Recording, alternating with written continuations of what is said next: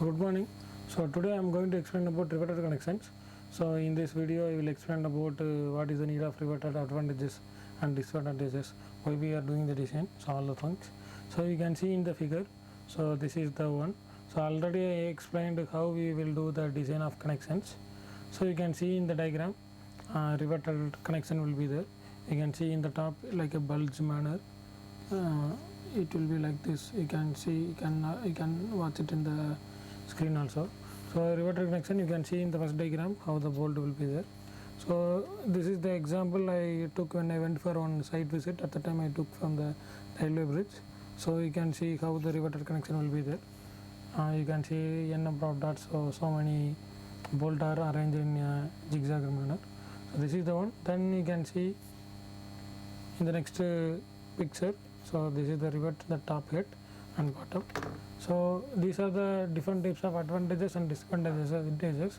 So advantages, it is a very easy process, and the rivet connection is permanent in nature, and it is very cheaper in the fabrication cost, and it will be very low maintenance cost.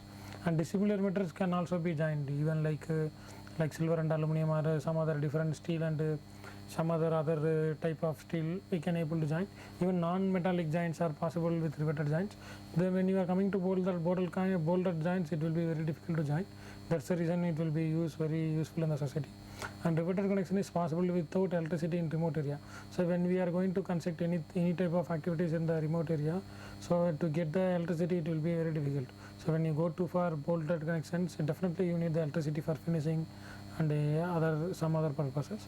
So but when you are coming to riveted connection, there will be no electricity, just you can tight it and hold it and complete those things.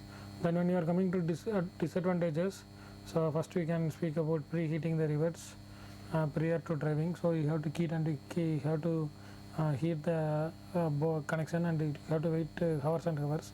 That is the one disadvantages, and there will be high level of noise will be there, and skilled work is necessary for inspection of connections.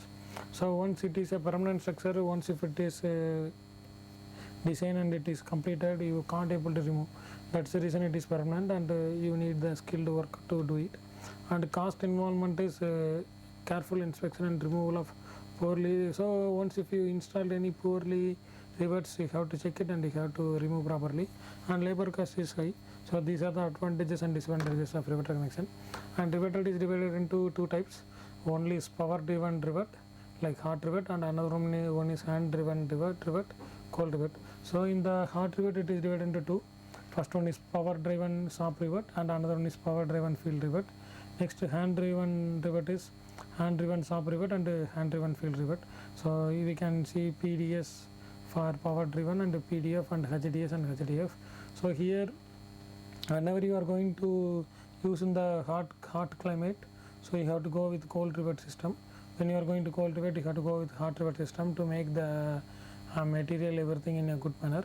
So you can see in the assumptions, so friction between the plates would be neglected. Whenever in the design, when I am going, I will explain in a very detailed manner. And shear stress distribution should be uniform on the cross section of the rivet, and the distribution of direct stress on the portion of plates between rivet hole is uniform.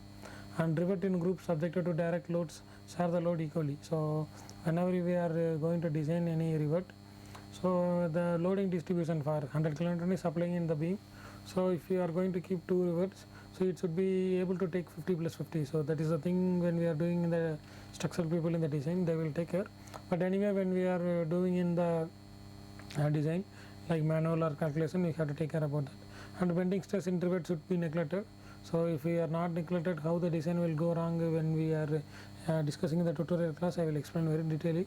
The next one, you are coming to rivet fills completely the holes in which they are driven, and bearing stress distribution is uniform, and the contact area should be D into D. So D is dimension, and T is the thickness, and D is the depth of the overall plate. So these are the assumptions for riveted connections. So next when I am explaining about bolted connection, you will get some clear idea. So this is the crux and important topics before you are going to design the riveted connections. Thank you.